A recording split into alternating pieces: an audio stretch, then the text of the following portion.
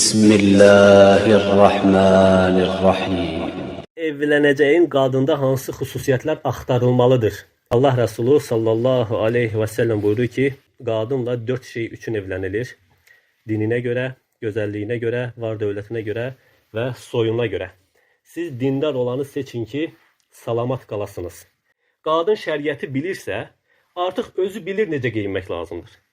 Qadın dindardırsa, artıq bilir hara getmək olar, hara getmək olmaz. Sən artıq filan yerə getməyə sənə icazə vermirəm, filan şeyi geyinməyə sənə icazə vermirəm, filan şeyi geyinmə, filan kəslərin yanına getmə, filan yerlərə getmə, filan məclisə getmə deyə bir qadağalar qoymaq zəhmətinə qatlanmırsan. Nə üçün? Onları qadın bilir özü. Ən adi bir misal ki, dindar qadını seçmək, dindar qadınla evlənmək buna görə mühümdür ki, salamat qalansan, bu ailə sağlam olsun, möhkəm olsun. Bir ailədə Allah Əzzə və Cəllənin qanunları işləyirsə, o ailə möhkəm olacaq. Çünki orada heç kəs öz fikrini yürütməyə cəhd etməyəcək. Mən deyən olmalıdır deyə ayağını döyməyəcək. Ortada Allahın hədləri var. Ortada Allahın hədləri var. Amma bəşər qanunlarında belə bir hədlər olmadığı üçün hər kəs öz fikrini yürütmək istəyir. Hər kəs öz fikri ilə qabağa çıxmaq istəyir və böyük fitnələr, fəsadlar buna görə baş verir. İkinci dedik ki, gözəl əxlaq. Gözəl əxlaqlı qadın seçilməlidir. Dində ərinə yardım etmək, dinin qabağa getməsinə səy göstərmək ancaq gözəl əxlaqa dayanır. Qadın nə qədər gözəl əxlaqlı olarsa, ərini başa düşən olar və ərinin din üzərində sabit qalmasına, ərini dindən yayındırıb dünyaya yönədilməsinə nə etməz, cəhd etməz. Əksinə çalışar ki, əri dini üzərində sabit qalsın, dini üzərində çalışsın. Çünki gözəl əxlaq bu sahədə çox önəmli bir təməldir. Əgər qadın lazımsız vır-vır edən, əxlaqı pis olan, pis xasiyyətli, nankor biri olarsa, ondan gələn zərər faydadan qat-qat çox olar. Bəzi qadınlar var ki, daim, bu da yəni pis əxlaqın nümunələrindəndir. Daim özlərini xəstə kimi aparar. Daim başım ağrıyır, ölürəm, xəstəyəm deyərək dolanar. Özünü daim xəstə kimi aparan qadınla evlənmək bu da doğru deyil. Bəzi qadınlar var ki, gözləri daim acıdır. Alış-veriş xəstələridir. Getmək istədikləri ən sevimli yer bazarlardır, mağazalardır. Boş vaxt tapan kimi qaçır. Əlində bir manat pulu yoxdur, yenə istəyir ki, gəlsin bazarlar. Mağazalar gəlsin özü üçün. Gözləri heç vaxt doymaz. Ərlərini daim yükün altına soxarlar. Belə qadınlarla da evlənmək doğru deyil. Ehtiyacı olmadığı hər şeyi aldırar sənə. Nə görsə, ehtiyacı var, yoxdur, hər şeyi aldırır. Baxırsan ki, mətbəxə girirsən, mətbəxdə lazım olmayan hər şey var. Onunla ömründə bir dəfə istifadə edir ya da etmir, amma aldırır. Yəni, belə qadınlarla evlənmək doğru deyil. Salih Əl-Yezdi rahiməhullah buyurur ki, bu iki növ qadınla evlənməyin. Bir, mübariyə. Nədir mübariyə? Öz nəfsi ilə yox, başqa şeylərlə, dünyavi səbəblərlə ərinə qarşı öyünən, özünü ondan üstün görən qadın.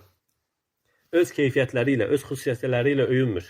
Mənim atamın falan qədər var dövləti var, mənim qohumlarım falan kəsdir, mənim dayım falan yerdə işləyir, mənim əmim nazirlikdə işləyir.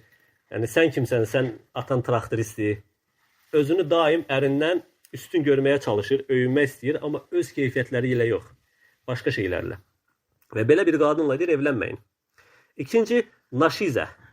O nədir? Söz və feilləri ilə daima ərindən yüksəkdə görünməyi arzulayan qadın. Danışır, daima ərini alçaldır. Özünü intellektual, özünü ağıllı, savadlı aparır.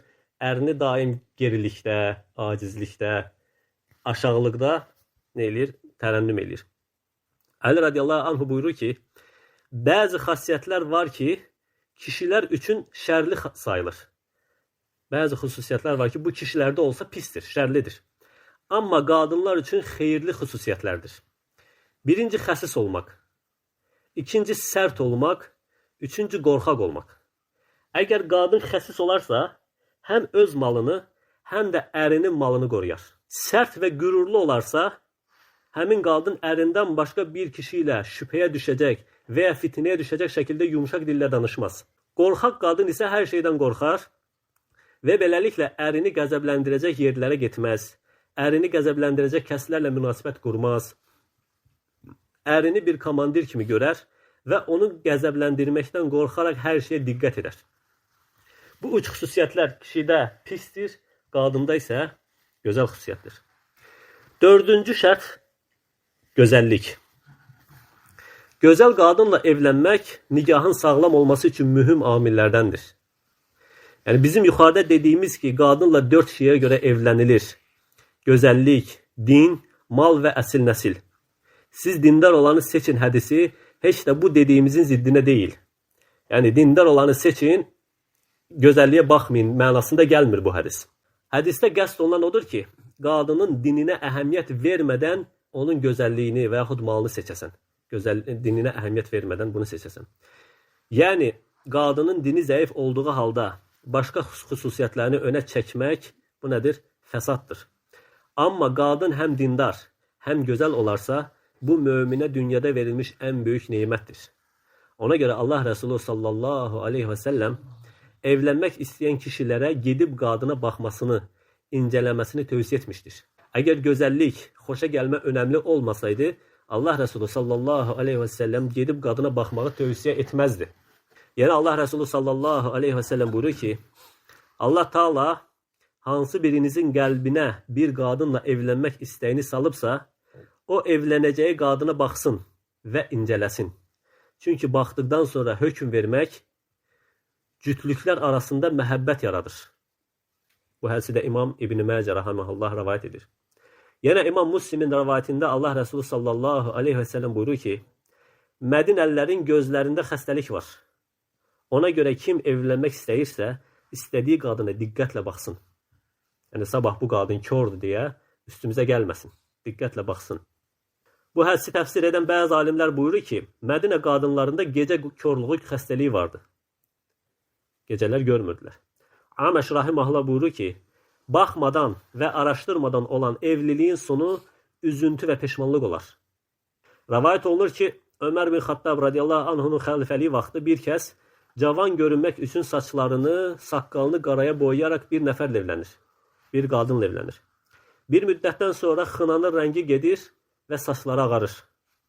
Qadının adamları kişini Ömərin yanına gətirərək şikayət edirlər ki, biz qızımızı bunu cavan bilərək vermişdik. Bu isə bizi aldatdı. Ömər radiyallahu anhu həmin adamı çox bərk şəkildə döyür və belə deyirsən, onları aldatmısan. Nə üçün? Çünki demək ki, baxmaq, xoşlamaq, bəyənmək mühümdür. Və belə bir məsələdə aldatmaq olmaz.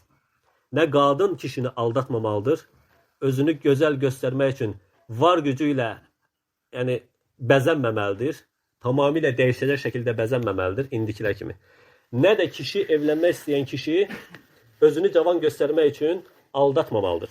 Allah Rəsulü sallallahu aleyhi və səlləm buyurur ki, qadınların ən xeyirlisi əri ona baxarkən ərini sevindirən, əmr etdiyi vaxt itaət edən, əri yanında olmadığı vaxt ərinin namusunu və malını qoruyandır.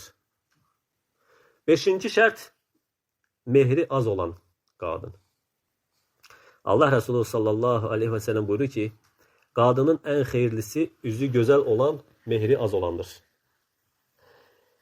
Yəni Allah Rəsulü sallallahu aleyhi və səlləm bəzi zövcələri ilə 10 dirhəm və ev əşyası qarşılığında evlənmişdir. Ev əşyası isə bir əl dəyirmanı, bir su qabı, üstü dəri, içi isə xurma yarpaqları olan döşək idi. Yəni bu üç şey verməklə qadınla evlənmişdir. Bəzilərinə isə Allah Rəsulü sallallahu aleyhi və səlləm 2 ovuc xurma verərək evlənmişdir. Yəni mehir o qədər az idi. Səid bin Müseyyib rahimehullah qızını 2 dirhəm qarşılığında Əbu Hüreyra radiyallahu anhu ilə evləndirmişdir. Qapıdan içəri qızını ötürdükdən sonra geri dönmüşdür. Özü gətirir qızı Əbu Hüreyra radiyallahu anhunun evinə ötürmüş, geri dönmüşdür. Bir də bir həftədən sonra hal xəbər almaq üçün getmişdir. 2 dirhəm, yəni bizim zamanımızda bəlkə də 2 manat deyək. O qədər az bir puldur. Deyilir ki, qadının tez evlənməsi, tez uşaq dünyaya gətirməsi və mehrinin az olması onun bərəkətli olmasının əlamətidir. Tez evlənməsi, tez uşaq dünyaya gətirməsi və mehrinin az olması nədir? Onun bərəkətli olmasının əlamətidir.